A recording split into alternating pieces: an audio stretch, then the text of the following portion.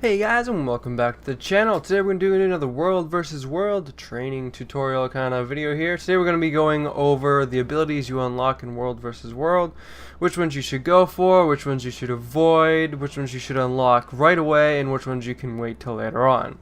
So all of this is brought to you by our new sponsor today, which is the Siege Master over here.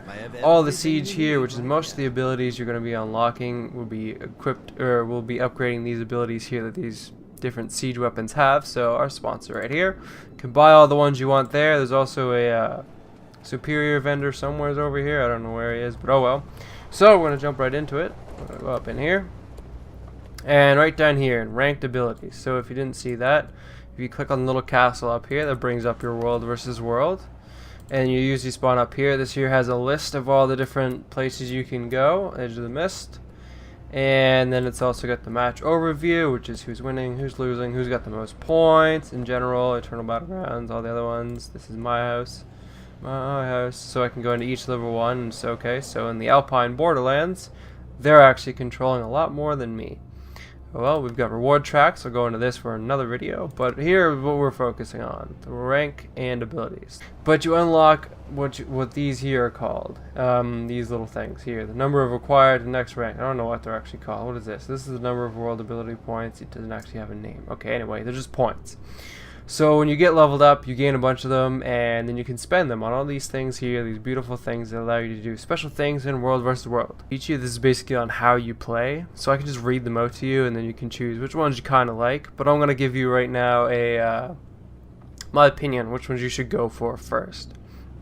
So if you're jumping into World versus World for the first time, go for the world or for the gliding mastery. It helps you move around. You'll be able to follow all the commanders out there, because commanders are going to have it and they're going to be flying around.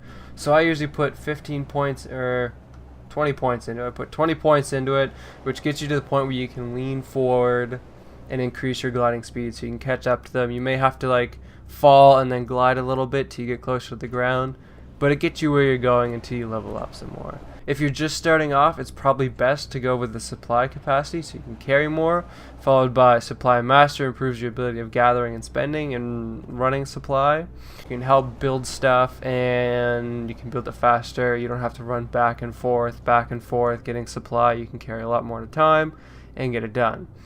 Other than that, it's basically up to the way you want to play. So if you want to run around by yourself, killing guards and taking over smaller outposts, guard killer and defense against guards, that way you can do as much damage as possible to them and they can do less damage to you.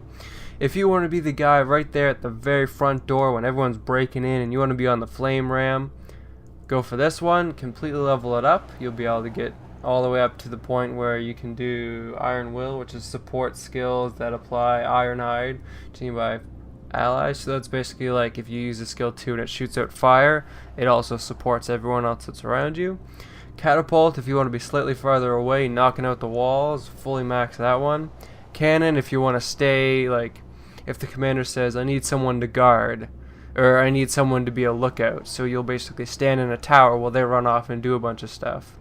And basically with this one here is if a bunch of people come after the thing, you can type in chat and be like, hey, there's a bunch of people at this tower, I need backup. And then while they're on their way over, you can use the cannons, which you've now improved to the point where you do quite a bit of damage, and you can hopefully keep them off. Mortar mastery, same one, keeping it at the base there, just trying to keep yourself alive. Permission mastery, improve your ability of gathering loot.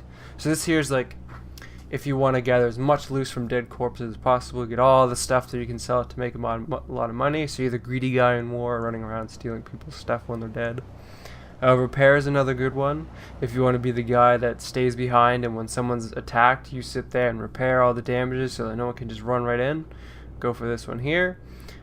Shield generator mastery, this one here is pretty cool, so you can buy these siege things that are shield generators. So if someone's attacking, if you're attacking the front gate, and a bunch of people start shooting arrows down with catapults and stuff like that, or ballistas, you can put one of these down. It blocks incoming projectiles, so you're safe while you knock down the door. Siege buncher. So this one here is basically if you realize that a lot of people are attacking with siege and stuff like that, basically you take less damage from it. So yeah, that's basically that one. That Siege Golem, this one's a pretty cool one. You get in a giant golem suit and you get a bunch of really cool abilities that do a lot of damage, and they help for punching down walls. They're just resource intensive, I think. So this here improves that there.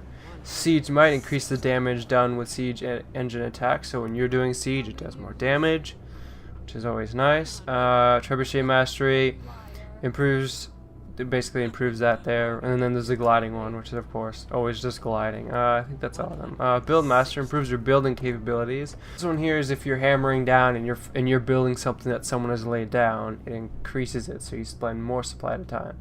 Ballista, once again, just upgrade the ability. Same with the arrow card, just upgrading the ability. So really, there is not a whole lot I can suggest here, but it's basically up to you the way you play. So my suggestion would be get the war gliding mastery. That's a must. You need to have that, and then maybe just play around a little bit, kill some people, go around with a Zerg, and see how you like to play.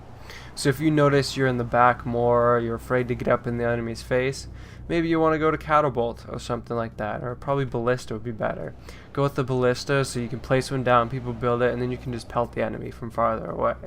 Or if you feel like, oh, you know what, I don't want to leave the base today, I got a bad haircut or something like that, get the burning oil, the cannon, stay at home, stay in the base, and just defend it.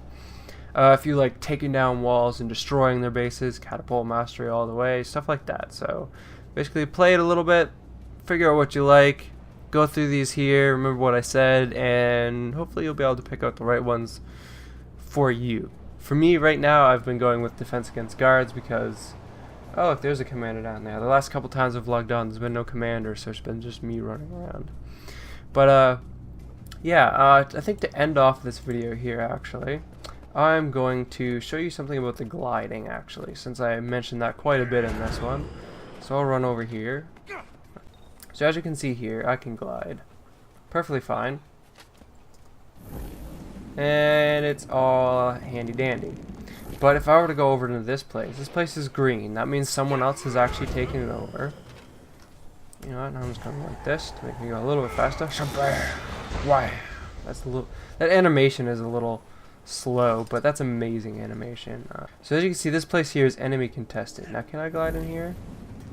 Yes, but see, if I'm getting close, you're entering a no-fly zone. Turn back now. If you don't, you get attacked by birds. I'm not getting my face. And they eat your face. So basically, that keeps you from. Can I glide over here? No. So basically, I can't glide anymore.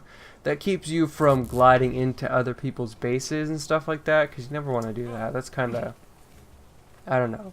That'd be cheating if you could just glide over into someone's base. I think it's their way of saying, yeah, no, don't do that. Can I kill these guys in here? Oh, yeah. I'm so gonna die. You know what? I'm gonna end it off by dying in here. Pack Doliacs. These are all just Doliacs. Oh, they're all trying to attack me? Oh, nice. I'm gonna kill a bunch of them. Come here. Come here.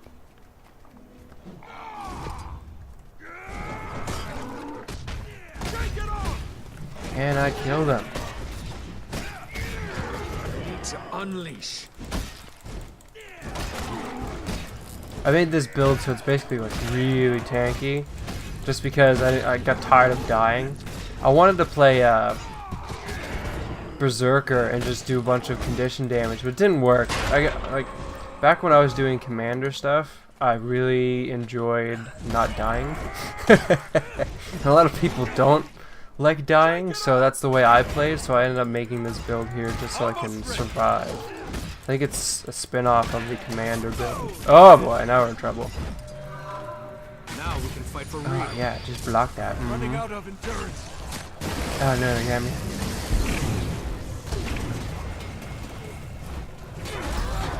Yeah, they got me. I'm toast now. Super! And that's the end of that. So I hope that helped you guys in choosing your world versus world abilities. I know it wasn't much that I could have said, but hopefully it points you in the right direction of how to get yourself set up in world versus world when it comes to the world versus world abilities. In the next video, I think I'm just gonna go over what is the reset time and stuff like that. I'm not quite sure. I've got a whole list of videos here, but I will see you guys then.